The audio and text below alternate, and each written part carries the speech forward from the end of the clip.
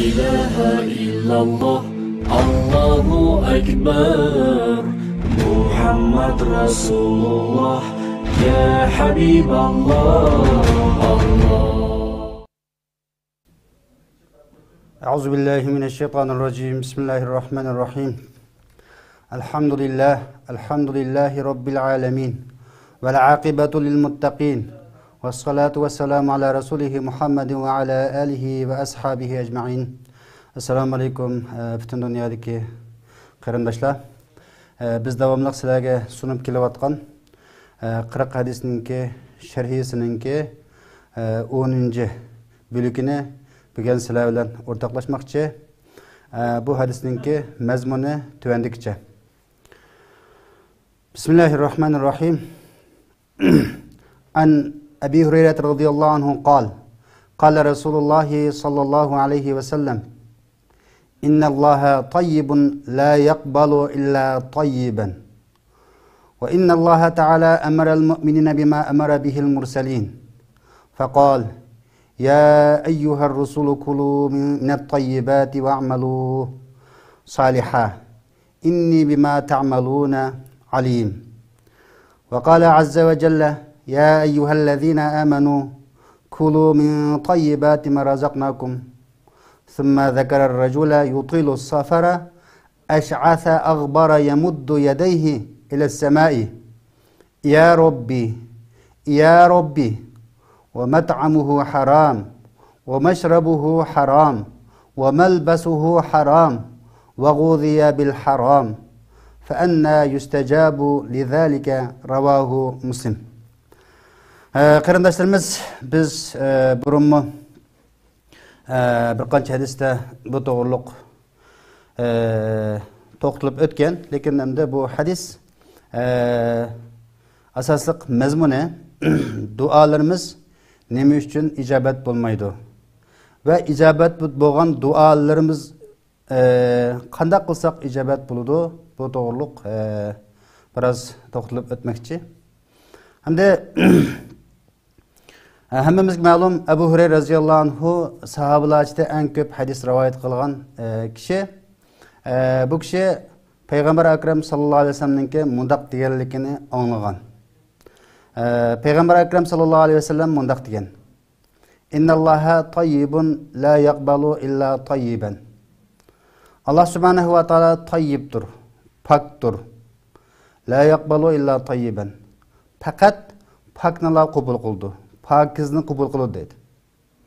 Va Alloh taolo mu'minlarni, payg'ambarlarni buyurgan narsaga buyurdi dedi.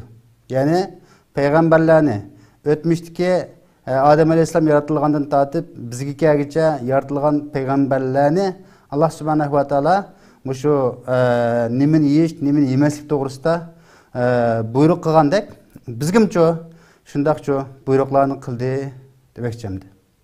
Endi bu hadisda innalloha tayyibun la yaqbalu illa tayyiban. Bu yerda tayyib degan Allah subhanahu va taoloninki bir sifati. Yani at-tayyib Allohninki bir sifati. Endi Allah subhanahu va taolo tayyibdir barliq narsalarda. Allah taoloninki ism sifatlarda, af'allarda Allah taolo nuqsonlardan, kamchiliklardan pok, yine tayyibdir dedi. Tayyibninki bir qancha xil ma'nosi bor. Tayyib pok, yana halol, pokiza, yana mu'min, bir qancha xil ma'nolarni o'z ichiga olgan qarindoshlar. Shunga biz tayyib, yana bu yerda pok, pokiza. Alloh taolami pokni qabul qildi. Bu hadisda Payg'ambar akram sallallohu alayhi vasallam bizga nimani bildirmoqchi, nimaga buyruq qilmoqchi desa, biz qilgan ishimizda mushu hadisninki 5'ida, yana mush kitobninki 5'lik hadislarda innamal a'malu binniyat va innamal likulli imrin ma nawa degan hadisda biz amallar niyatga bog'liq deb buni eskartib o'tgan. Demak, endi amallarninki qabul bo'lish uchun ikki xil narsa shart degan shu vaqtdami? Birisi qilgan ishimiz Qur'on hadisga, shariatga uyg'un bo'lishi shart. Qur'on hadisga uyg'un bo'lmagan, shariatga uyg'un bo'lmagan narsa har qancha niyatimiz to'g'ri bo'lsa-mu bu qabul bo'lmaydi. Yana birisi niyetimiz bak to'g'ri bo'lib ketsa-mu, lekin Qur'on hadisga, shariatga uyg'un bo'lmasa, yenichi bu to'g'ri bo'lmaydi. Endi tayyib degan nima? Masalan, bizning niyetimiz bak to'g'ri, lekin u tayyib emas bo'lgan ba'zi ishlar bo'lib qolishi mumkin. Masalan, ma'lum kishilar nayt qiyinchilik tortibdi. Namratgan biz iqtisod va boylarningki pulisincho majburiy elib va yoki o'g'irlab elib ularga bersak, bu narsa Allah subhanahu wa ta'alaning dargohida qabul bo'lmaydi degan gapimdi. Shunga Allah subhanahu wa ta'ala tayyibdir, pokdir, pokizdir, faqatlamcho, pokizincho qabul qildi degani mushamdi.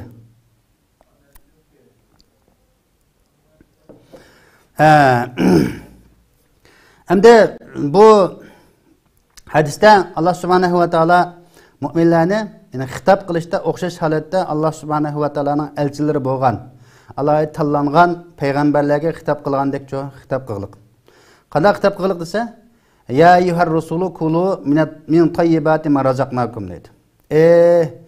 Allohning birlik barliq ishongan mu'minlar, Allohningki uluhiyati, rububiyati, asma, sifati, mushuncha hammasiga ishongan mu'minlar kulu dedi, yangla. Min tayyibati ma razaqnakum dedi. Ya'ni biz sizlarga rizq bergan, biz sizlarga bergan narsani yanglaydi. Endi halol narsani, pak narsani yangla desimi deydi Alloh taolo, biz rizq bergan deganda Alloh taolo bir narsani eslatmoqchi bizga. U o'simi bu yeyotgan narsalarimiz, iste'mol qilayotgan narsamiz, foydalanayotgan narsamiz Allohningki bergan ne'mat ekanligi, ne'matga shukr qilmasak bo'lmaydiganligi.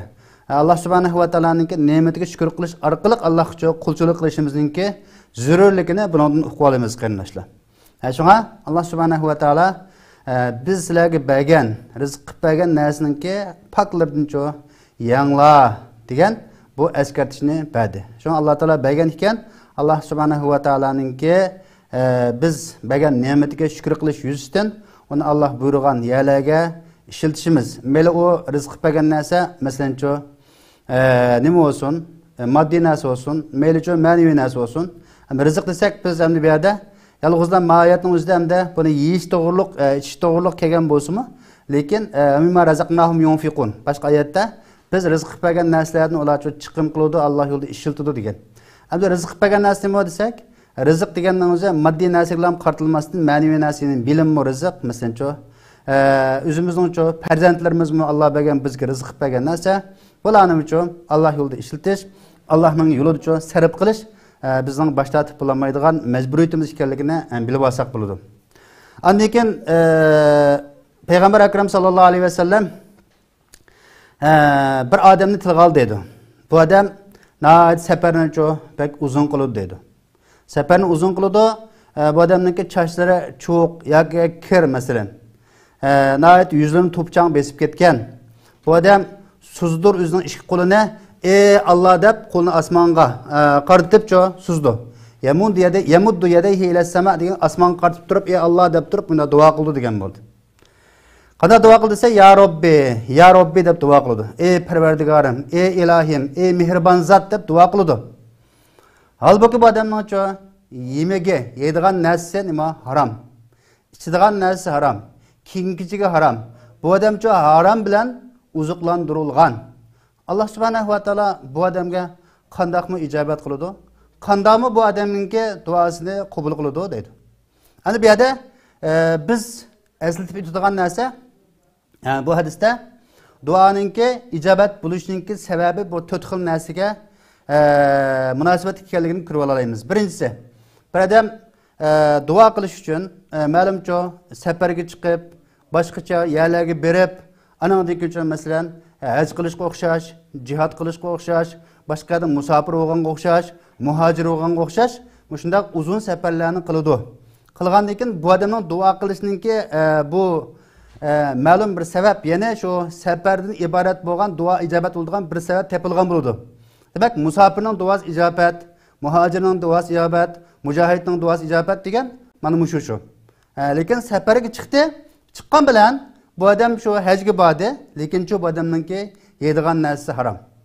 Haromdan degan shariat topqin degan yerdan topmay, shariat shu halal mav haram desa, halal haram tushunchisi o'zining kallasi bo'yicha bo'lib qolgan bo'lib qolsa, bu vaqtda buning duosi ijobat bo'lmaydi demoqchi. Endi duoning ijobat bo'lishi uchun 4 xil sababni bu yerda Payg'ambar alayhisalom degan. Birinchisi safar qilish, safar qilib musofir bo'lish.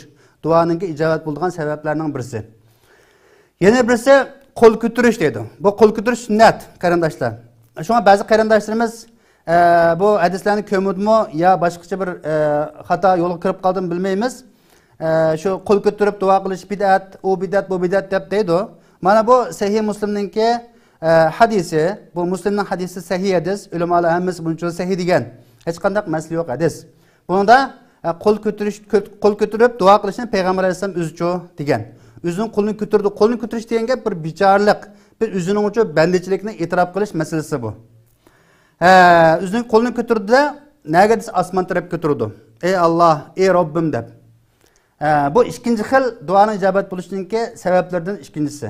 Üçüncüsü şu dese, ey Rabbim deb nem kıldı dese, Allah'a bunu vasıt kıldı dedi.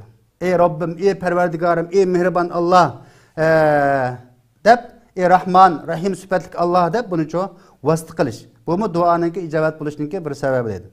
Yeni bir şu dese, duanı nahayeti çoğu bir xil işensizlik bilen yoki madalan bir nimadak alvonga qilgandek emas, hashog'i bo'lgandek emas, faqatlamcho desa duoni Parvardigorimizninki nomini tilga olib turib, qattiq ching turib, yolurib turib qilish degan bo'ldi. Mana bu duoning ijobat bo'lishininki yana bir sabablardan birisi shu. 4-chi xil sabab duoni cho nayt qattiq yolurib turib, ching turib, eslib turib Allah subhanahu wa ta'alaga dua qilish. Endi dua masalasi keldi bu yerda. Duoning ijobat bo'lishininki sabablari bu yerda o'tgan. Endi duoning ijobat bo'lmaydigan 4 xilcha sababi to'ndikcha. Endi bu dua qilgan vaqtda biz bu duoning qo'ldan nima ish qildi deb ba'zi kishilar xato tushunmoqliq.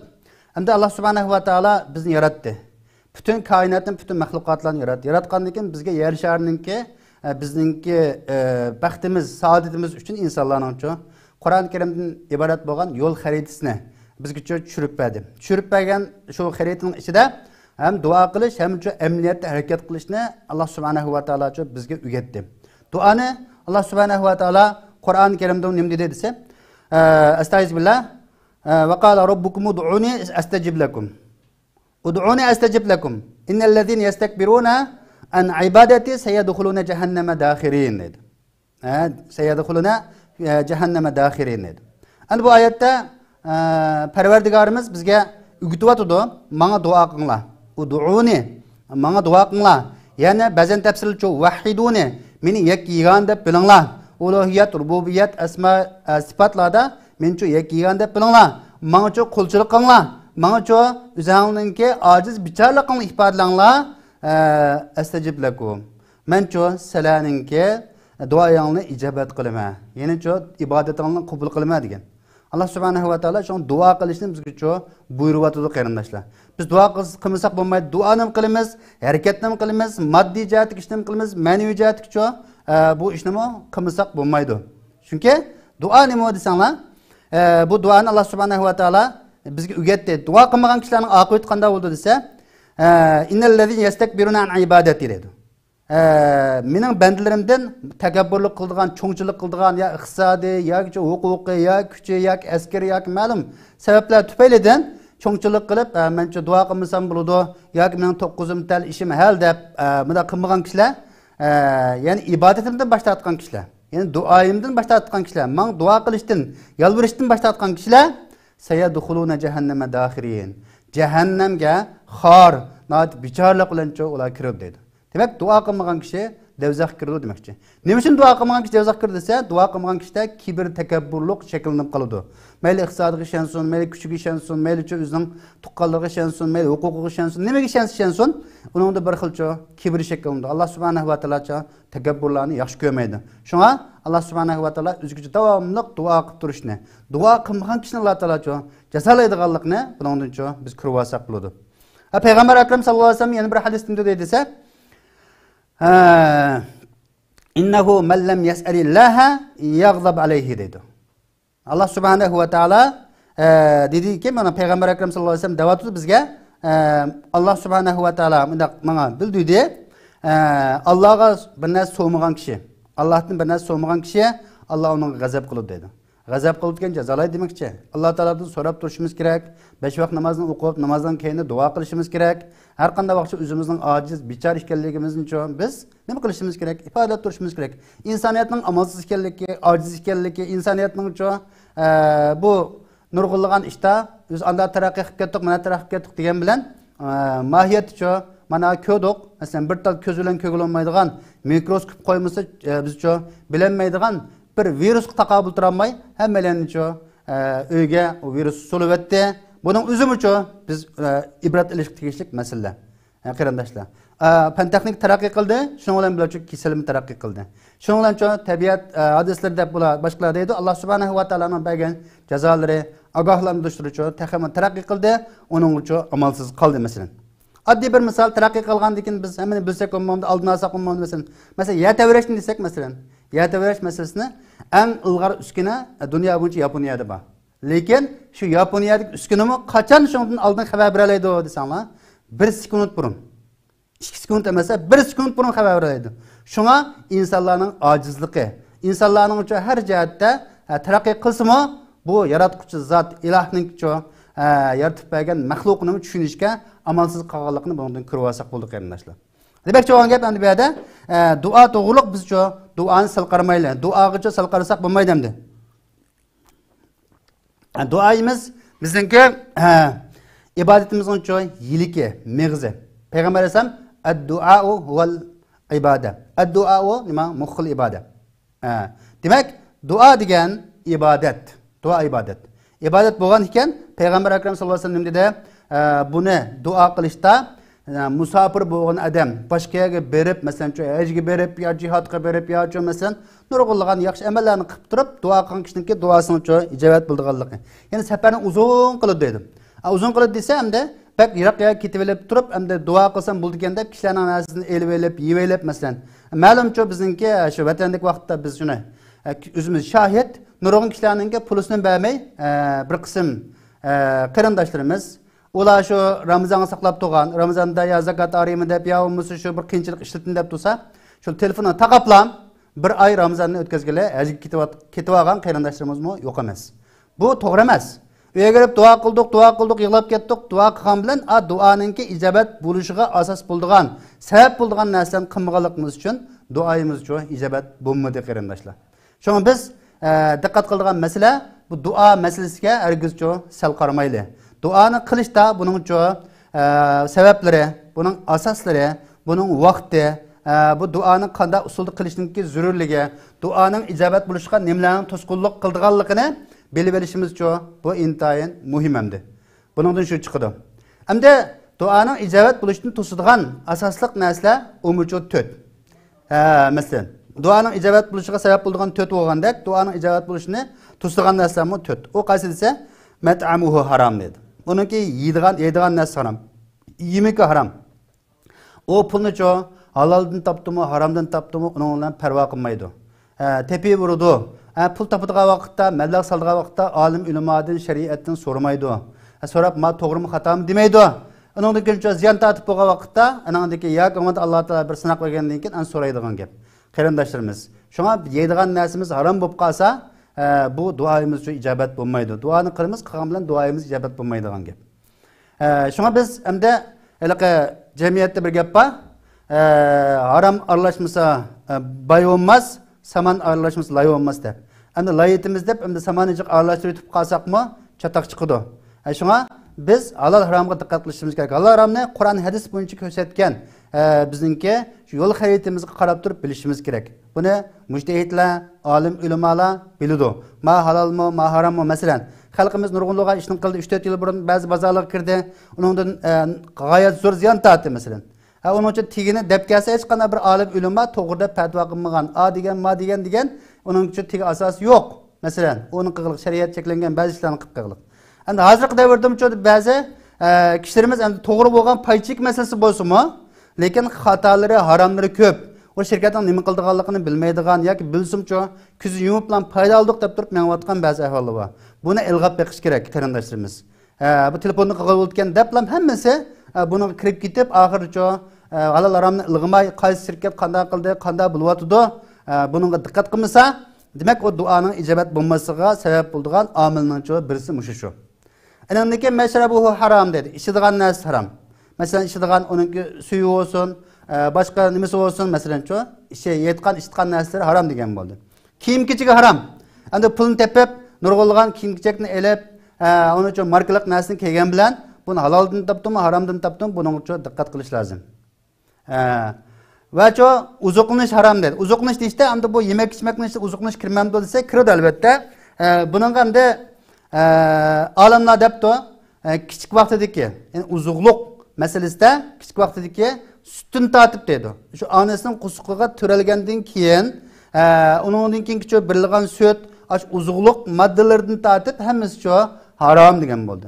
Shon bir balan salih, yaxshi bo'lib bo'lsin desak, biz miqsaq bo'ldi, haloldan yegizsak bo'ldi, haromdan qochsak bo'ldi. Shon salaf-i salihlarninki ilgirki salaf salihlarninki ayollarini dedigan desa, attigina shu o'zininki erini, yo'ldishni ishni uzitib qo'ygan vaqtda bizga haloldan bir narsa tep akirib biring, halolga harakat qiling. Biz ocharchilikka chidaymiz, biz yo'qsullikka chidaymiz, lekin davzaqning o'tiga chidayolmaymiz degan ekan. Endi shunga haloldan topdikmi, haromdan topdikmi, buning qarta biz parvo qilmaydigan hadisda buning ko'rsatmalar bor. Kişiler halaldan taptım, haramdan taptım, bunu hiç qanday parvo qilmaydigan holat bo'lib ketdi o zaman oxirida. Mana hozircha desa, pul topaligini, kalis pakishlagan bo'ladi, o'cho mablag' saloligini pul agralisa, bu nerdan kirding, pulni nerdan topding degan gapni demaydigan holat shakllanib qoldi bir qism kishilarda. Umumiylik emas endi. Shunga iqtisodli kishilar bek diqqat qilish kerak. Bolalarga yigizgan vaqtda, keydigan vaqtda bu halolmi, harommi deb. Hatta bir gumonliq shakli ko'p qolsa, sahobalar buni qusvatga yerlari bor. Masalan, uni ishlatmagan yerlari bor. Buning hammasini biz endi bilib turibmiz. Bu yerdagi ba'zi harom binasini elishtirib yoki haromligini bilsimi, bilmasga selib turib, menayotgan ishlar oldimizda ko'rilyotdi qarindoshlar. Demak, bu odamda duoning ijobat bo'lishi uchun 4 xil sabab bo'lsa, ijobat bo'lmasligicha bu yerda 4 xil sababning borligini biz bildik. Buna o'qasa haromdan uzuqlansa. Uzuqlansa degan gapni masalan bu g'o'ziya degan gapni deyishga sabab nima desa, badan kuchlanadigan narsaning hammasini g'izo, uzuqliq degan bo'ldi masalan. Masalan, ya uxlagan, ya masalan nima qilgan, dori ichganga o'xshash masalan. Dorining harom durib qolsa, buni ishlatsak bo'lmaydi, buni ichsak bo'lmaydi. Faqat amal yo'q. Boshqa dorilarga nisbatan amalimiz yo'q, hayotimiz tahdid ostida qoldi, amalsiz qoldik desa, Feministura gayri bağı ve la adin dese, degan ayet boyunca bir adam mecburlangan bolsa, onun şeriatta az-zarurat tubihul mahsurat deb, yani zarurat bo'lgan ishlar, ba'zi cheklangan ishlar yo'l qo'yadigan qoida bor. Buni mujtahid olimlar, olim ulamolar fatvo qilib bermasa bo'lmaydi buningga. O'zimiz xaloplan qo'ysak bo'lmaydi. Ba'zi durvakan deblam ishlatib, uni qilib qo'ysak bo'lmaydi. Harom narsa uchun davo yo'q qarindoshlar. Harom narsa davo yo'q. Lekin shu harom narsaning boshqa narsa qat'iy yo'q ekan. Hayoti tahdid ostida ekan. Faqat amal qilinmaydi ekan. Mana bo'lib qolsa, o chaqda ishlasa bo'ladi. Shunga bizningki hamda duoyimizning ijobat bo'lmasligiga sabab nima desa, buni ilgirki bir vaqtlarga surish bilan suysak buni, nurg'ulg'an amallarni qildik, nurg'ulg'an ishlarni qilib baqdik, ibodatlarni qildik. Yegan ishkimiz, uxlaganimiz yoki kiyganimiz haromdan bo'lganligi, harom narsadan kelib qolganligi sabab bo'lishi mumkin qarindoshlar. Masalan, Kapresiya vaqtida va uningki burungi vaqtida bayilning ya iqtisod valninki yerlarini tatib olib, yani ulashtirib birlik. Amalsizlikdan ag'ali bo'lsin, lekin ko'pincha xushal bo'lib buningga. Buningga ham appadi bizga deblar ishiltiglik, ana shuninglancho shu yan terig'liq, shu yan yegilik, shu duoning ijobat bo'lmaslik sabablari buning bo'lishi mumkin. Masalan, men bir ta'sir qilgan masala, ayni vaqtda Sovet ittifoqi Afg'onistonga kirgan. Kirgandan keyin buni ko'rik yasab bergan, maktab yasab bergan. Sovet ittifoqi ayni vaqtda 50-yillari, undan keyingi vaqtlarda, masalan 70-yilning oldinlaridagi suratlarga qarab baxsanglar, yarang'achlashtirib bo'lgan. Hammani shunday qilib buzib bo'lgan hamda mundaq aytgan vaqtda. Demak, shu vaqtning o'zida ko'rik yasab bersa, ko'rikni portlatib o'tgan. Maktab yasab bersa, maktabga bog'liq qo'ymagan. O'limi shunda desa maktabga qarshi chiqdi u degan. O maktab qanday maktab? Bizning uchun nima uzuqlanyapti bizning bolalarimiz? Nimani qabul qilyapti? Ma'noga nisbatan diqqat qilishimiz lozim. Endi bu uzuqlanish moddiy va ma'naviy jihatdan bo'ladi. Özümüz maddi cihatki cismaniyetimizge, maddiyetimizge bak ehemmiyet verimiz, maneviyetimizge karımız yok. Balını biz ço dünya gelişiki sebepçi olduk. O ballarımız bizge ço amanet. Üzümüz mü, nefsimiz mi amanet, aklımız mı amanet, ailemiz amanet. Hemmimiz amanet. Biz balımızda mektepke evetip koysak, o balımız nemi uzuklarını kabul kıldı. Nemelerini ügendi. Bunu ço düşendiğimizsek, fakat şu diplomlarını alsa, fakatlam şu ço bir pullam tapalasa o noçu mu? O akıllık mı? O iman, itiqat, haya, ahlak onundan çekinip gelse onun çatığımız yok mu kardeşler? Bunun ata Allah çok soruludu. Bunun nispeten biz dikkat kılışımız lazım. Çünkü Peygamber Ekrem sallallahu aleyhi ve sellem dedi: "Kullu mevludun yuladu alel fitrah, fa abawahu yuhawidanihi ev yunassiranihi ev meclisanihi." Bu hadisin özünde bu sahih hadis. Her kandak bir bala İslam fitratiga, İslam'ın kabul kılış tabiatiga doğuludu. Bunun ata-anası onu Yahudi kıldı. Ya ki bunun ata-anası onu Hristiyan kıldı. Veya ki otparast kıldı. Ya ki komünist kıldı. Kanda kıldı? Komünist olun balam, Yahudi bulun demeydi o. Tinç özgürtütü şunun mektepleri biriş arkalık. Şular okutuş arkalık. Ulanın okutkanlığını bilmey, sürüştükkanmay turup. Bu digerlik en hata düşünüyormanlar. Mektepke bämeyli digerlik emez. Mektepke birimiz. Lekin mektepten sırt 20 gün çoğu ballağı biz nazaratçılık kılışımız lazım. Nimlen okalıkını soruşumuz lazım. Ya ki şu milletninki ziyalileri, alim, ilim alır, bayları birleşip mektep kuruş lazım. Balla bunda alet kitip kalsa uçakta şu balla çoğun olacak gipinin anlamında okuldu bu okul diyen gapның hemmesine o kakşaş meselesi üzümümüzdeki mesele oldu vakitte. Balla mektep kirip gelgendiki mektep nime gütüdü? Her bir devlet, her bir müstemlik kılgan çoğu hakimiyet veya ki her bir sisteminin üzgüçlük bir nişanı, üzgüçlük bir planı oldu. Ballar mandat rebileyme, mandat alet kırım deyip. Şuna biz ballarını ak kağızga okşaş ballarını qara xat yazdığa apırıp bulup onun diken bu kağızninki bütün ahvali emmesi şu qarğı tolup bu vaqtda aqasam buldu diyen bulama aqamaydı qarindaşlar. Şuna ballarımızga iyi golle, halalını iyi güzle, halalını ki güzle, halalınço pul tapile, halalınço işleyle, halalınço üzümüzninki birço mümin Müslüman ekanligimizni ifodlayli. Agar vasitalamaydigan ish bo'lsa, biz vatanda qolgan bo'lsak, vatanda ishni vasitalamay ish qilgan bo'lsak, misha chet eldagilar cho'qim biz jiq pul topa olishimiz mumkin. Vijdonimizni qayrib qo'ysak, iymonimizni qayrib qo'ysak, hozirmi jiq masalan. Lekin bizga cheklimlar bor. Bizga yo'l bor, xarita bor. Yo'l xaritasini chiqib qolsak, biz eg'ircho azobga duchor bo'lamiz oxiratda, dunyodamcho Allohning jazosiga uchraymiz. Shunga qarindoshlar, bek diqqat qildi. Biz duoyimiz mish ijobat bo'lmaydi. Biz duo qilaverdik deymiz. Duoni ijobat bo'lish uchun, duoninki qabul bo'lish uchun biz duoninki qabul bo'ladigan shartlarni, sabablarni qildikmi, qilmadikmi? Qilma degandan qildikmi, qilmadikmi? Shariatga keldikmi, kelmadikmi? Buni o'ylashimiz kerak. Allah subhanahu va taolo Qur'on karimda shuna: "In tansurulloha yansurkum va yusabbit aqdamakum." Agar sizlar Allohga yordam bersangiz, Alloh sizlarga yordam beradi dedi. Demak, biz Allohga yordam bersak, Alloh yordamga muhtoj emas. Lekin Allohning diniga, Allohning islomiga, Allohning shu o'ziniki yer shardagi inson yaratishdan bo'lgan inni ja'ilun fil ardi xalifa. Men yer sharda bir izbasar xalif yaratim degan mushu bir muddao maqsaddan chetdan ketganligimiz uchun biz yana boshqa yo'llarni izlab ketib boramiz. Oxir mush yo'lga qaytmay amal yo'q. Allohningki shariat bo'yicha mangmasak biz baxtga erishamaymiz. Biz vayron bo'lamiz. Biz taxmin battar kunga qolamiz qarindoshlar. Biz onu qilib boqamiz, buni qilib boqamiz. U ishlarning hammasi oqibati shu o'zimizningki ziyna bo'ldi. Shunga biz bu hadisdan chiqqan mazmun, hukmlar nima desanglar, buningda biz haloldan pul tepib, halol yerga to'g'ri yerga ishlatish, to'g'ri ishni to'g'ri vaqtda, to'g'ri usul bo'yicha qilish. Anadan keyin desa, duoyimiz ijobat bo'lmaydigan ishlar o'zimizcha bu sababchi bo'lmaslik. Bir adam haromdan pul tepib yoki haromga berib yoki ma'lum ishlarni qilib qo'ygan lekin uningki pulisi halol bo'lib qolmaydi qarindoshlar. Shunga haq ikki turli qildi, haqqul abdi haqqulloh deb. Haqqul abdi boshqalarnikiga ayvolgan bo'lsak, boshqalarnikiga nisbatan biz shuni qaytarib bermasak, u haqcha tugamaydi masalan. Qarindoshlar. Boshqalarning nasib qolsa, masalan, bizda birmay qolgan bo'lsak, yetkazmay qolgan bo'lsak, buning biz shuning nomida sadaqa qilsak, Alloh yo'lida ishlatsak bo'ladi. O sadaqma emas, özümüzün qutquzuş, özümüzün paklaş meselesi taxı. Onunğa Allah Taala ço ecir berdi demekçi. Şuna biz bu hadiste halaldan tepiş, halal yiyiş, halal kiyiş, halal bunço meniş. Peygamberlerge hitap qilgan hitapni Allah subhanahu va taolo ço bizga hitap qildi. Şuna ayette ya eyyuhar rusul kulu minat tayyibat ve'malu salihan dedi.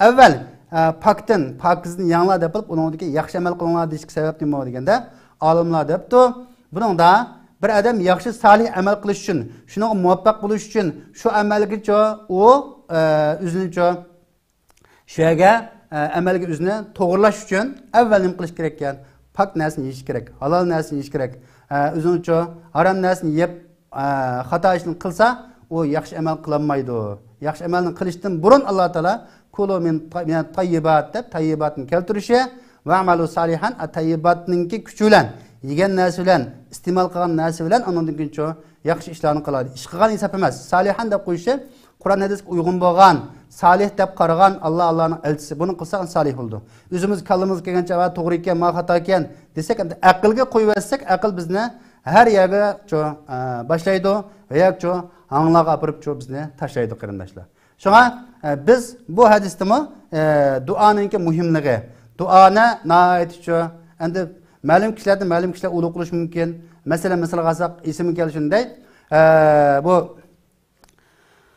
sahabalardan masalan Umar radhiyallohu anhudek ulug' sahabalarni payg'ambar akram sallallohu alayhi vasallam Yemendan kelgan o'zi sahaba emas payg'ambar alayhisolamning yoniga kelib kelalaydi lekin onasini beqish shu birrul validaynga amal qilish uchun qilib qolgan bir sahabani bir kishiningki ya'ni tabiin bo'ldi mush tabiinninki bir duosini elib olish uchun payg'ambar akram sallallohu alayhi vasallam vasiyat qilgan har qatim Yemendan umak kelsa Umar radhiyallohu anhu boshqa sahobalar so'raydi shu kishi keldimi shuni sifatlarini deb bergan payg'ambarimiz degandan u kelmabdi deb har yili shuni aqtirdi oxirgi bir yilda shu haj umaki kelgandan keyin hammasini so'rasa ular kelmadi degan lekin bu kishi desa amniyat kelgan nima qilib qolgan desa tuglanbek qilib qolgan shu darajada hamda nima qilgan bak bir ko'zga ilinib ketmaydigan hammadan voy demaydigan bir odam ekanda shuning bilan bu kishi qanday kishi degandan keyin sifatlarini deb bergandan keyin voy biz ko'rishil deb atayin Umar radhiyallohu anhu bo'lgan zot xalifa sahobalar bilan oldiga borgan berib uningki ahvolini so'rab andan keyin bu kishining endi onasi bo'lganligi onasiga yaxshi muomala qilganligi onasini boqimida payg'ambarimiz qish kelinmaganligini shu o'tirg'a qo'ygandan keyin Umar radhiyallohu anhu biz uchun bir duo qiling deb shu duosini ilib olgan demak ulug' kishilardan duosini ilib olish sahoba turib tabiindan duo olgan islomi bor shunga allohningki vali bandlari avliyo bandlari tugamaydi duoga nisbatan sal qarmayli shu duo bilan er ko'karar suv bilan yer ko'karar deyishga sabab duo orqali inson maqsad muddaoga yetadi harakat nima qilamiz bir tarafda harakat yana bir tarafda duoni yaxshi qilish kerak shunga biz o'zimizningki maqsad muddaoyimiz nima desak Allah subhanahu wa taala bizni yaratish maqsad muddaoni Qur'onda hadisda aniq deb qo'ydi shu buncha yashamasak bo'lmaydi endi endi bu hadisda dinning asosiy prinsiplari aniq o'tirib qo'yilgan mushundaq hadislardan 4-5 hadis var bu hadis dinning markaziy yadrosi hisoblanadi qarindoshlar dinning asos uli mush hadisning ustiga qurilgan demek bir yerde biz şu tayyip doğruluk to'xtaldik tayyip degan nima bo'lsa habisninki menat necis narsaning aksi masalan aksi shunga imom Tavarpishti tayyibni nima desa habisning aksi bir banda unga sifatlanib qolsa banda desa nadonlik fosiqlikdan yiroq turgan banda bo'ladi bilim bilan islohotchilik bilan sifatlangan bo'ladi degan shunga biz hamda Allah subhanahu wa ta'ala'nınki bu at-tayyib degan Allah'ın güzel isminin bağlılığını bundan bilib aldık qarindoshlar. Bunu bilib aldık. Şuna biz dünyada yaşaydiganmiz halalni yeyishimiz, halalni iste'mol qilishimiz, haromdan yiroqlashimiz, o'zimizning bolalarga, qo'l ostimizdagilarga halalni yeyish biz nima qilishimiz, harakat qilishimiz intayin muhim. Masalan, hamda tayyib bir qancha ma'noda bo'lib, uning dalillari nima desa, bu odamning halol ma'nosi bilan bo'ldi. Bu habis, necis narsaningki, haromningki qarshisidagi halol degan ma'no. Masalan, Sura Maidaning 100-oyatida Alloh subhanahu va taolo qul la yastavil habis va tayyib va law a'jabaka kasratul habis dedi. Hamda musho harom narsaningki ko'p bo'lishi, necis narsaning ko'p bo'lishi seni hayron qoldirsinmi? Bu habis, necis narsa pak narsa barobar bo'lolmaydi dedi. Demak, dunyoda necis narsalar pak olmagan narsalar, harom narsalar ko'p. Buni hamda biz ilg'amasak bo'lmaydi. Iymon e'tiqodimiz buning nisbatan undish kerak. Buning uchun biz harakat qilishimiz kerak. Endi ikkinchisi tayyibning yana bir ma'nosi tahir, pak degan ma'nosi bor. Masalan, fatayammamu saydan tayyiba. Saydan tayyiba degan gap pak tuproqni maqsad qilgan, pak tuproqqa tayammum qiling degan bo'ldi masalan. Endi yaxshi halol bir narsani iste'mol qilish, halol narsa degan ma'nosi bor. Alloh subhanahu va taolo Qur'oni Karimda "Qul man harrama zinatallahi allati akhraja li ibadihi wat tayyibati minir rizq" dedi. Demak, bu yerda Alloh subhanahu va taolo Allah subhanahu va taoloning o'zining bandlarga chiqarib bergan zinatini, shu rizqdan bo'lgancha pak halol narsalarni kim harom qildi? Kim huquq berdi unga? Ava halol, ma haram deydiganga. Shunga halol haram deganni deyish uchun chuqur nurg'un dalil faktlar bo'lish kerak. Dunyodagi narsalarningki hammasi shu halol. Lekin haromligiga dalil bo'lish kerak. Haromligiga dalil olmasa halolligiga dalil teping demaymiz. Chunki Alloh subhanahu va taolo vaqad bassala lakum ma harrama alaykum. Allah subhanahu wa taolo sizlarga harom bo'lgan narsani tafsili bayon qilib berdi deydi. Tafsili bayon qilib berdi. Demak, harom bo'lgan narsa bayon qilib bergandan keyin qolgancha halol degan gap chiqargan odamda. Yana birisi shu desa, ana degan go'zal, o'sha kalima tayyiba maqsad qilindi deydi. Masalan, at-tayyib degan gapdan. Shunga ilayhi yas'adu kalimatu tayyib dedi.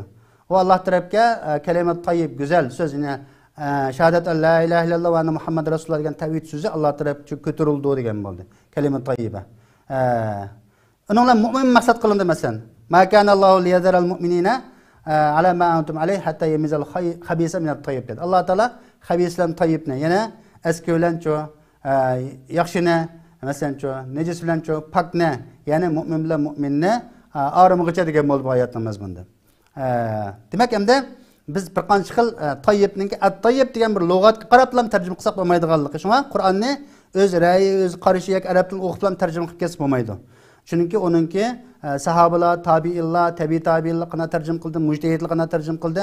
Buning uchun chuqur qarash kerak. Agar qaramasa, ezib ketadigan ahvol chiqadi, qarindoshlar.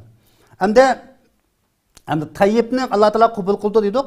Bu tayyibning ostiga harakatlar, so'zlar, e'tiqodlar bunga kirdi. Masalan, amallarımcha tayyib yaxshi amallar bor, so'zlarimcha yaxshi so'zlar bor, go'zal so'zlar. Masalan, e'tiqodimcha yaxshi e'tiqod, go'zal e'tiqodlar bo'ldi. Har bir narsaning e'tiqod dunyoda hozircha har xil e'tiqod kishilar bor masalan. Mush e'tiqodni ideologiyancha haqiqat tayyib qilish, mush tayyib bo'lish orqali Alloh taologa bizcha amalimizni qabul qilg'ish bu intayincha muhim masala. Endi shunga biz davomli o'zimizningki aqlimiz bilan, o'zimizning kallamiz bilan ma'nib qolsak, u chaqda biz ziyon tortib qolamiz, qarindoshlar. Endi Alloh subhanahu va taoloninki bu Payg'ambar akram sallallohu alayhi vasallamninki shu hadisida Alloh subhanahu va taoloning yuqorgi oyatlarda Alloh taolo tayyibni qabul qildi degan gapning o'zini qattiq bizni ogohlantirish va bizga nisbatan bir qo'rqitish va dedi. Har qanday so'z harakat qilmoqchi bo'lsak, har qanday ish bo'lmoqchi bo'lsa, shariatga uyg'un bo'lishining muhimligi. Shariatning sirtida bo'lib qolsa, u chaqda u tayyib bo'lmaydiganligini biz bilib olamiz, qarindoshlar. Shunga biz aqid, e'tiqod, ideologiya masalan, uning uchun ish harakatimiz, so'zimiz hammasini to'g'rimi yoki xatomi? Shariat buni nima deydi deganni biz har qanday mu'minninki bu aqlli talab, buni surishti qilish, buni bilish, buni boshqalarga bildirish bu intayin muhim endi. Shunga Payg'ambar akram sallallohu alayhi vasallamninki mana so'zda la yaqbalullohu illa tayyiban degan gap hamda bu qabul qilishni nafiy qilish ma'nosida keladi. Faqatlam qabul bo'lmaydi degancha. Ba'zi vaqtcha desak, buningki ajr savobicha kamlab ketadi yoki yo'q bo'ldi degan ma'noda keladi deydi masalan. Misol qilsak, la tuqbalu salatun li imratin tatayyabat li hazal masjid hatta tarji'a fatagtasla ghuslaha min al janabat dedi. Demak, bir ayol kishi xushpuroq ishlatibdi, atir ishlatibdi. Bu masjid kepti, kelgandan keyin bu qaytib yuyinmoqchi, uning namoz qabul emas ekan, aningki savobi ado topmaydi, savobi yo'q buningki, buning Alloh taolo mukofot bermaydi demakchi ham deydi. Endi bu faqatlam amalchi qabul emas, bu botildi demakchi emas buningda. Nima ish qilmaydi qildi? Xushpuroq ishlatishga islom qarshimiz islomcha qo'llaydi. Lekin bu orqali boshqalarni qaritib, oilani buzib, Başka adamlarning niyetin ço başka yerga buraytgan iş olğaçqa bu yerda ço şoňa şeriatimiz bunu çekleýdi qarindaşlar. Aileningki mükemmelliki, ailening taraqqiyotiga alayda ço ähmiyet berdi şeriat. Şeriatda şoňa aile cemiyetning bir hücerisi. Cemiyet ço devletning hücerisi. Şu arqaly devlet kuruldu. Şoňa biz hemme sahada özümüzni tekşirişimiz lazım. Şu ayollar yerim yalangach holatda chiqishi, ko'chaga ya ko'mganda atir ishlatib chiqishi bu shariat uchun to'g'ri emas. Shariat buni cheklaydi. Chunki ayol kishi degan ma'lum kishining uchun nikoh o'tganki, shuningki xos o'zi uchun bahramon bo'ldigan, o'zi uchun boshqurdigan, o'zi uchun shunga hamkorlashgan, o'zi shunga xizmat qilgan bir narsa. Ayollarning huquqi shariat uchun ajoyib yuqori. Bu deganlik endi bu huquqni yo'q qilyapti yoki huquqni bermadi deganlik emas. Buni endi onun ayrım toxtalımız inşallah. Mesela faqatlam bununki əbəlninki toğru olmaydıqanlığı, batıl olduqanlığı toğruluq kelgan hadisim var. La yaqbalullahu salata ahadikum iza ahdasa hatta yatawazzal edu. Allah Taala birade bir kishi tahorat sundugan bolsa, tarat almagıcha Allah Taala onun namazını çok qabul qilmaydi. Demek namaz tahoratsiz to'g'ri emas. Çünkü o zimmedən məsuliyyətin ada olmaydı dedi. Mesela bəzən əməllər var, məsuliyyətin biz namaz oxuyumuz xuşu təzərrüsüz.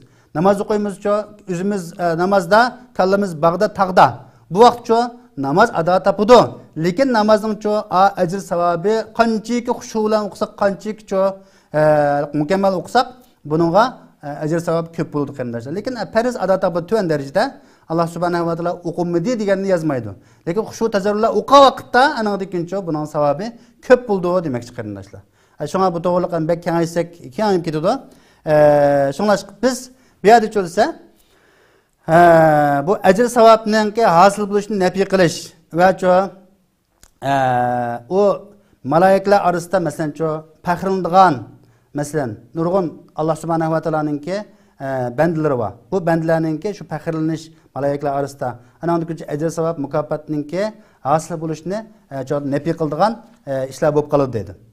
Mesela haram maldın mesela sadık kılsa haram maldın. Haram mal ya bekimlikini oğlaptı mesela. Atalmış haqqaniyatçılık mesela proletariat inqilabçılar ayında ya baylenkini elep namrat qıbadık deplarkinde. Şu asaslı mağdan. Bunda olup qalsa dese o nima emas, o qabul emas mesela. O baylarninkini razılık bilan elish kerak. Razı olmay qalsa u chaqda qat'iy to'g'rilmaydi shuni. La yahillu mali imrin illa bi tibin nafsihi debba. Bir insonning iqtisodiy puli ko'ngilning xushalliqi, azodligi bilan halal. Mesela soğuk kıptımız, tehdit saptımız. Binasını aptımız, tehdit saptımız. Ya ki bekimni iş saptırıp biz onunla binasını elip aptımız. Ya üyünü, ya teşini, ya olması maşinesi çıkıp binası elip algan bolsak, köngülde gumsaklap, amal sıktın, mail depti, razı oldum depti, xatning yüzde. Kişilerinin aldı depti. Lekin o köngülde narazı iken. Bu narsa to'g'ri emas, bu haram. Bu kıyamet günü bu adam egir ağuchi, besim qilguchi, ko'rinish tavalda ko'ringan bilan bu egir jazoga uchraydigan kishi. Hadisimiz bunun için. Yana bir hadisda mana la tuqbalu salatun bi g'ayri quhurin va la sadaqatun min ghulul dedi. Bu namaz taharatsiz qabul bo'lmaydi. Şu taharat şart namazninki namaz bo'lish uchun. Sadaqa bo'lsa Alloh yo'lida qilingan iyona, sadaqalar ghulul. Nimadan o'g'irlikdan, o'g'irlashdan, xiyonatdan. Yoki masalan bir nima ekan g'animatlar shuning uchun o'g'labdi yoki desa bekimning yanjug'ini elab palani ehtiyojli ekan maninkini apray deblam o'z kalasida shuni apribdi. Bu chog'da desa bu to'g'ri emas degan bo'ldi. Unda qilqi shariatga uyg'un bo'lmagan harakatni niyatimiz yaxshi bo'lsinmi, qalbimiz, ixlosimiz ajoyib bo'lsinmi, bu xato degan gap. Shun qalb, ixlos bu muhim. Undan sirt desak shariatga uyg'un bo'lish u bek muhim. Şeriatga uyg'un bo'libdi, ixlosimiz yo'q ekan, samimiyatimiz yo'q ekan, bu qabul emas. Agar ixlosimiz bor ekan, shariatga uyg'un emas, bu qabul emas. Ikkisi biroqlam desa, kelishi kerak demoqchimdi. Shunga bu yerda biz bayatim deb o'tdik. Mushu akli tayyibat, pak narsalarni yeyishni amali solihninki oldiga chiqarib qo'ydi nimishqa desa, buningda demak amal qilish uchun shu pak rizq bilan manfaatlanganligini amal qilaydiganligi. Mesela balalarning yaxshi o'qig'ilmay, yaxshi odam bo'lmay qilganligini o'zininki halolmi, harommi, nima yegizganligiga diqqat qilsa insonlar. O'zimiz uchun yaxshi amalni qilmagan bo'lsak, uni o'chko'rgan bo'lsak, uning uchun ko'nglimizda bir xil fatvo tepib, uni yiroqlashgan bo'lsak, men azroq haromni yeb solgan chig'im bor. Shunga kulu min tayyibat, pak narsani yangla, yaxshi amalni qilinglar, pak narsani yeyishni oldigan, yaxshi amalni keyinga debdi ekan, keyinga keltiribdi ekan. Yaxshi amalni qilinmabdimi deb o'ylashimiz kerak. Shayton insonning amalini chiroyli ko'rsatdi. Eng no'ch qilding, sendek odam yo'q, ajoyib qildingcha sen. Buna deydi, lekin shariatga uyg'un emasmi? O uyg'un emas ishlarni shayton chiroyli ko'rsatdi. O'cha bir g'alvirga suv ag'andeklan bo'ldi oxirida. Qarindoshlar. Shunga bir odam haloldan rizqlansa, haloldan uzuqlansa qalbi buncha oqirudi. Qalbicha saplashidi. A'zolari jonlanadi yaxshilikni qilishga. Yaxshilik quluqiga mustaqandek amalmaydigan, haqiqiy yaxshilikni qabul qiladigan bo'ladi. Haromdancha uzuqlangandan keyin buning qalbi qatidi, dili qatidi. Lakincha palarmanda qiyinchilik tatibdi, uylab qoldi, qubab desam, bu deydi. Bu tashviqat deb nurg'un mo'yim ishlar anda qilib qilib. Nurg'un xajlimas tegishga xajlim ketigilik masala. Iqtisotlama. Demak, uning a'zosi itoatdan sulishi deydi. Ma bak diqqat qiladigan masala. Halolni yesak, halolga badanga singsa, buningdan keyin badan yaxshilarni qilishga muvaffaq bo'la oladi ekan. Agar haromni yesak desak, badan buni qilolmaydi ekanmiz. Bir bana sabablar bilan uni yiroqlashib ketadigan gap. Shunga biz halolni yeyishni asos, anadan keyin halolni yegandan keyin bolalarimizni yegizishni asos qilsak, halol yaxshi amal qilishga yordamchi bo'lganligi, halol yaxshi amalni qilishimizga asos bo'lganligini buning uchun bilib olaymiz qarindoshlar. Shunga biz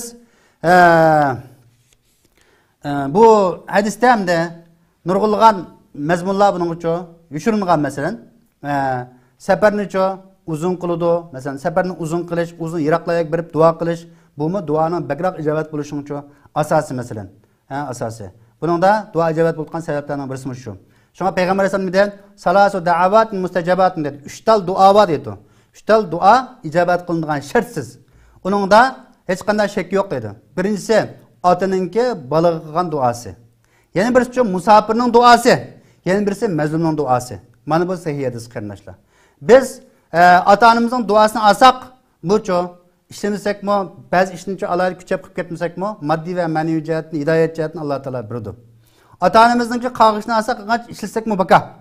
U chaqda biz ishtenimiz tizimizni oshmaydigan bo'lib qoladi. Ikkinchisi desak, endi musafirning duosi. Musafir degan nima qilmaydi bo'lsa, nadi bichora. Kirdigan chiqadigan yan topolmaydi. Musafir degan ish qilib chiroyidan bir xilcha bichoralik chiqib turadigan holatda bo'ladi. Buning duosi ijobat, payg'ambarimiz degan. Yani biz mazlumning duosi ijobat. O'lchiq uchirgan, zulmga uchirgan kishining duosi ijobat. Masalan, biz hozir mazlummi desa, biz ma'lum jihatda mazlum, ma'lum jihatda zolim bo'lib qolgachqa, biz mazlumlik sifatga o'zimiz erishilmagachqa, to'liq mazlum bo'lmagachqa, ba'zi zolimlikni qarindoshlarimizga zulm qilib soldik, g'aybat qildik, ayolimizga zulm qildik, bolalarimizga zulm qildik, o'zimizga zulm qildik, islom shariatidan yiroqlashdik, Allohdan dindan yiroqlashdik, o'zimiz zolimlik sifatini olib qolgachqa, mazlum bilan Allohning to'g'risida farq yo'q degan bu hadisning amniyatni realligimiz uchun ko'rmayapmiz qarindoshlar. Biz diqqat qiling. Shunga biz nurg'un masalalarda o'zimizni tekshirib boqaylik. Masalan, Umar roziyallohu anhu degandek, hasibu qabla an tuhasabu. Hasibu anfusakum qabla an tuhasabu masalan. Sizlar o'zingizni hisob qilinglar, o'zingizni hisob elinishdan burun. Cho'qim hisob elishimiz zarur. Hisob olmasak bo'lmaydi biz. Hamda yana birisi duoning ijobat bo'lishiga asosliq sabab hamda bu nacho ko'rinishi naiti bir xil nima vayron hamda. Onda kostyum qilib kiymaydigan, galastun taqib jo'nim qilolmaydigan, ish qilib chochlari chuvoq, yuzlari to'pa. Mana bu payg'ambar alayhisolamning so'zidan chiqadiki ash'asa ag'bar. Buningda payg'ambar alayhisolam yana bir hadis dedi. Robba ash'asa madfu'un bil abwab law aqsama ala Allohi la abarrahu. Bu Müslimning hadisi. Ba'zi nima ishlar kelib qolsa madfu' chekindiriladigan, ishga ochilmaydigan, ko'zga ilinmaydigan, naayt o'zicha tuvan ashunday tabiqat yashaydigan, ba'zi chechi cho'q ashunday kiyimi oddiy kishilar bor deydi. Ishkdimi bularga ochilmaydi, to'y-to'yga chaqirilmaydi, yoki so'rlarga chaqirilmaydi. Bunday kishilar bor. Agar ucho Allohga qasam qilsa, bir ishni qilaman deb Alloh bilan qasam desa, Alloh taolo uning qasamini amalga oshirib turdi. Yoki desa, Alloh duo qilsa, Alloh uning duosini ijobat qildi degan bo'ldi. Shunga Abdullah ibn Mubarakningki bir amli bo'lgan ishi bor. Makka da necha kun anda yomg'ir yog'magan.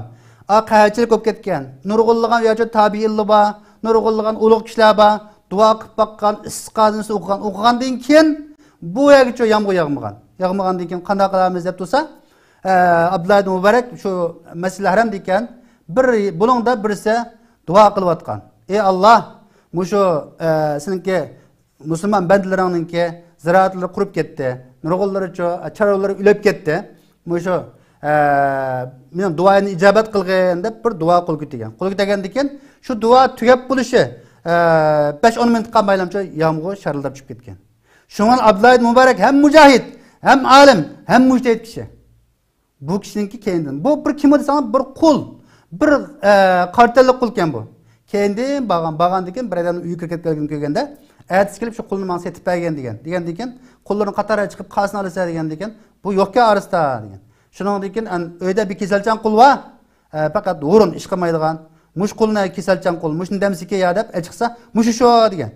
Degandan keyin shuni chiqib u setib olgan. Ajab obda olding degan u. Lekin Abdullah ibn Mubarak bir duo elish uchun qilgan buni. Duo elish uchun qilib, mangan chaqda nima uchun setib olasan? Men ish qilib bermayman sana deganki, yo'q, ishoning lozim yo'q menga.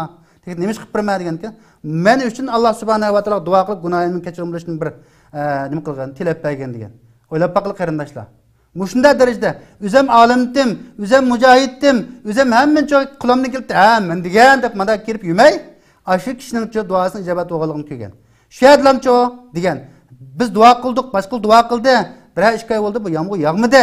Sen duo qilding, yomg'ir tushib ketdi. Sen menga duo qilgin degan ekan. O qul, musulmon qul, menga bir fursat bersa, 2 rakat namoz o'qilay deblam. Ey Alloh, mushning gunohini kechirim qilgin. Ey Alloh, ikkimizning o'tirish siri ochilibdi. Meni o'z dargohingga olib ketgan deblam. Duo qilib, u yerdancho oxirgi safar qilgan qarindoshlar. Biz o'zimizni tekshirib baqalaylik. O'zimdan boshlab deyman, hammamiz o'zimizni tekshirlaylik. Shaklbozlik, soxtipazlik, menmanchilikdancho biz yiroq turlik qarindoshlar. Demak, bu ishlar ochilmaydigan, ish o'ziga yapildigan, shunday kishilarcho Allohning vali bandalari bo'lib qolishi mumkin. Mana vaqtiga biz diqqat qilaylik.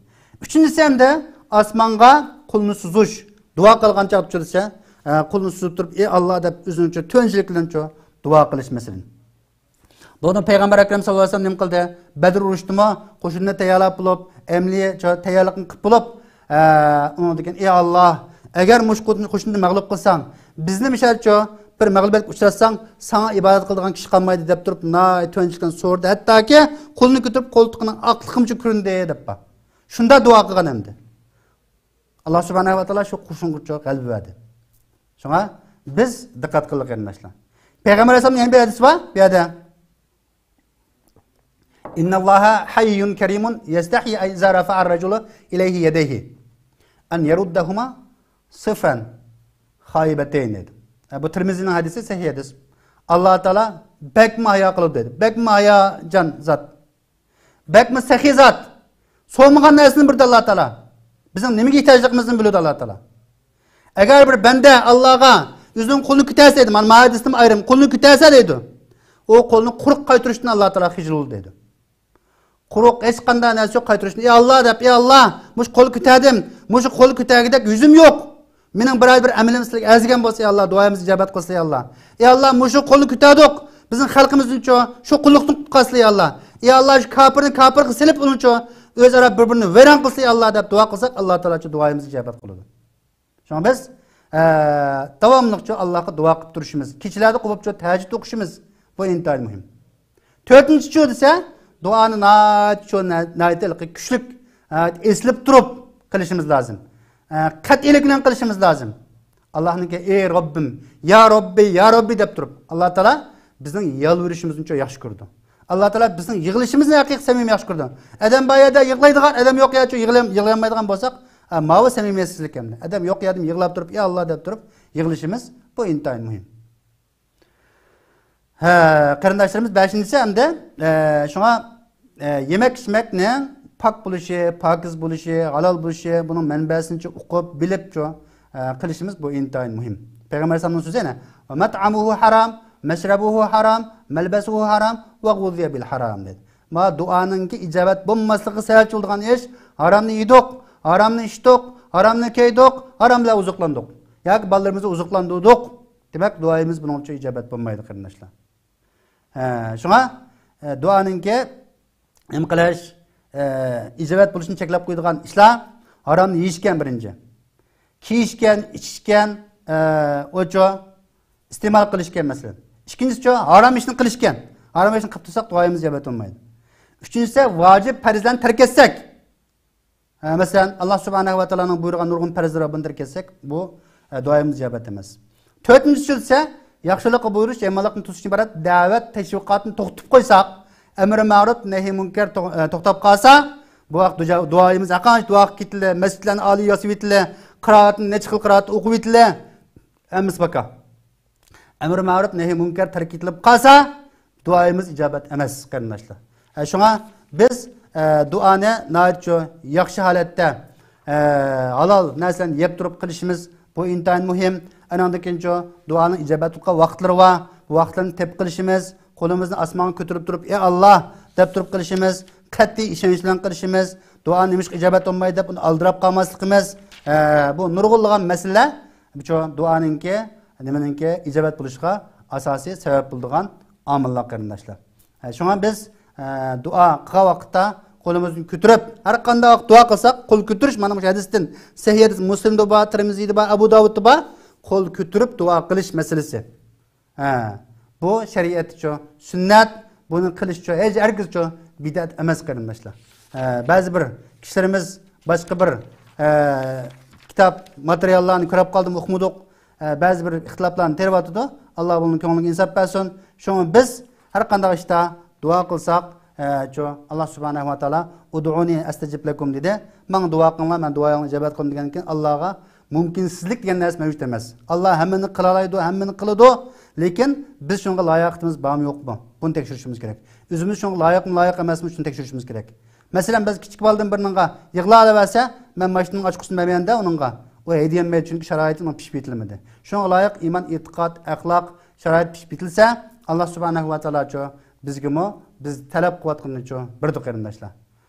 Va axiru da'wana alhamdulillahi robbil alamin. Bugungi da'vatimiz mishagchi bo'lsin. Alloh Subhanahu va taolo mush ekronni ko'rishgandek, mush ekrandan shu da'vatni anglab, ko'rib, foydalangandek jannatul firdavsdan billi o'g'il nasib qilsin. Alloh Subhanahu va taolo ikki dunyoda bizni aziz qilsin. Alloh taolo o'zi rozi bo'lgan amallarga bizni muvaffaq qilsin, yetaklasin. Assalomu alaykum va rahmatullohi va barakatuh.